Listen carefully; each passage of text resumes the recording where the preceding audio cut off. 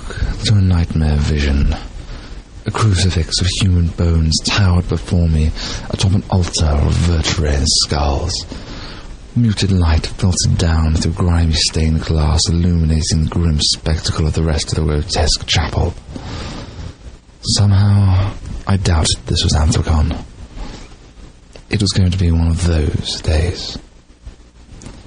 I'd gone for a farewell drink a night or two beforehand, with the intention of flying to the States soon after.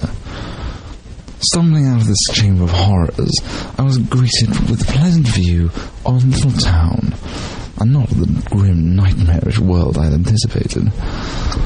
Slowly it dawned on me where I must be. Centuries before, as the Great Plague swept through Europe, the crypts and churchyards throughout the continent heaved and overflowed with the remains of the dead.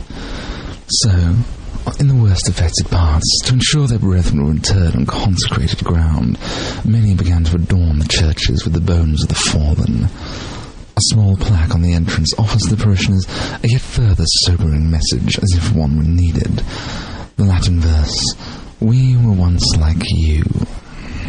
I'd heard of places like this, and to my knowledge the only surviving examples of these were to be found in the Czech Republic. Wonderful. Just wonderful. I was hundreds of miles from home and even further from Anthrocon, with nothing much more than my own passport, wits, a towel, and a small fistful of cash. Never get that feeling of déjà vu. It was getting late in the day, so I headed to the nearest pub to gather information and further calm my nerves. I quickly found myself in conversation with a small group of artists and students I'd met there, and as the night went on, I got my first taste of absinthe. For those of you that don't know, absinthe is an extremely potent drink. Illegal in all but 3 countries, it is made with wormwood, an hallucinogenic herb, and also a mild poison. It has a habit of crystallizing your stomach lining, and its verdant bliss is unlike any other alcohol you'll ever encounter. Now, bear in mind, what we were drinking was homemade, not the legally regulated stuff that's commonly available. And as such, if, like one member of the evening's group, you're stupid enough to order and quaff an entire pint of it, you have less than a 1 in 3 chance of surviving the night.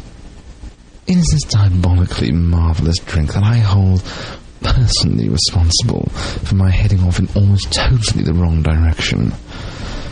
By sundown the next day, I was looking out across the magnificent skyline of Vienna, and the following morning I was striding through the marvellous reliquaries and armories of the magnificent Hofburg Palace. While I wandered the palace, I was stopped in my tracks as I entered a room with a glass case. Before me lay the Lance of Longinus, the Spear of Destiny.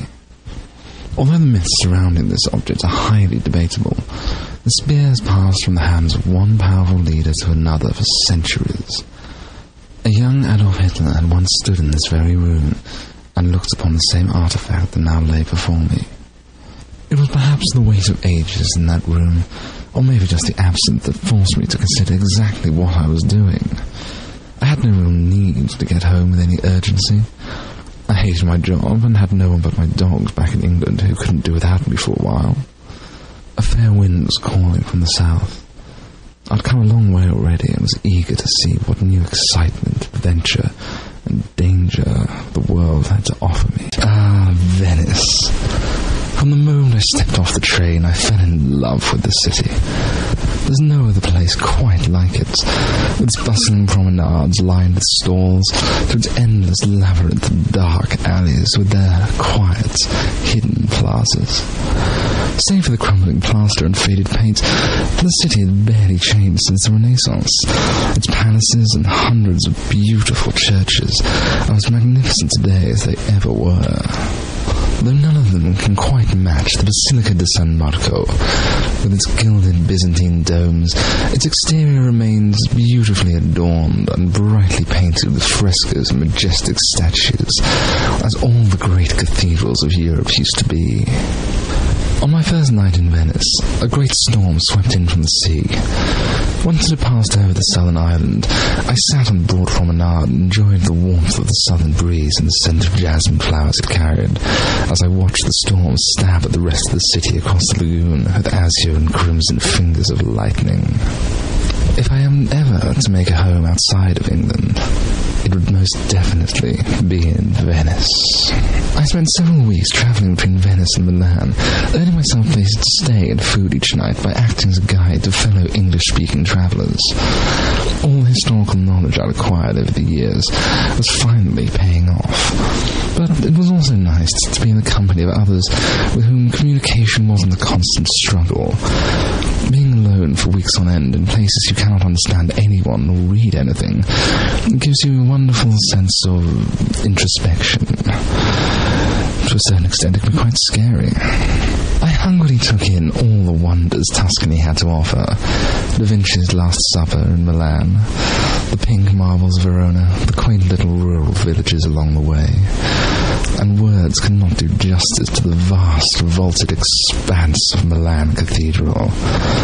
I went to masquerades in Venice, and I was even challenged for a fencing duel at one such party, though not with real blades, obviously. After a brief saute north of the Alps into Switzerland, spending some time in Geneva and Zurich, I once again headed south. Soon I was walking the fine, narrow streets of Florence, the same streets that were once walked by the great masters Galileo and Michelangelo. Admittedly, it was the middle of the night, and I was at the point of collapse from dehydration whilst talking to a very friendly American I'd met on the train. As we wandered through the city, trying to find somewhere affordable to sleep at this ungodly hour, even at night you can't help but be taken aback by the beauty of this place. We eventually found lodgings in a particularly dodgy hotel. Hardly the Ritz, but it beats sleeping on the streets. Despite my tumultuous arrival in the city, the next few days were pure bliss, touring the galleries and museums of the city in a constant stream of Botticellis, Caravaggios and Titians. So it was that one evening I was sitting in the city's main plaza, the last of the sunlight bathing in sculptures and beautiful architecture, once again enjoying the Medici's lasting gift to the city. I pulled out my map to see where I might go next.